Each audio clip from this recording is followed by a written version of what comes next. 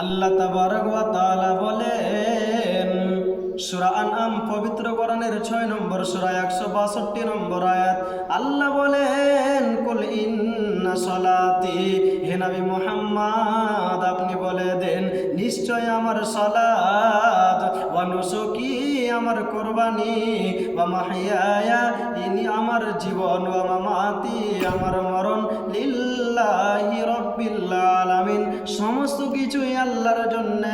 বন্ধুরে আমার, আল্লাহ তাবারক ওয়া তাআলা সর্বপ্রথম আমাদেরকে নামাজের কথা বললেন, এরপরে কুরবানির কথা বললেন। শুধু তাই নয়, সূরাতুল কাউসার পবিত্র কোরআনের 108 নম্বর সূরা 2 নম্বর আয়াত আল্লাহ বলেন পৃথিবীর মানুষে তোমরা শুনে নাও, ফাসাল্লি লিরাব্বিক, তোমরা হে নবী মুহাম্মদ আপনি আপনার প্রভুর নামে, আপনি আপনার প্রতিপালকের নামে আগে সালাত কায়েম করুন, আপনি আগে নামাজ পড়ুন, তারপর ওয়ানহার, তারপর তুমি কুরবানি করো।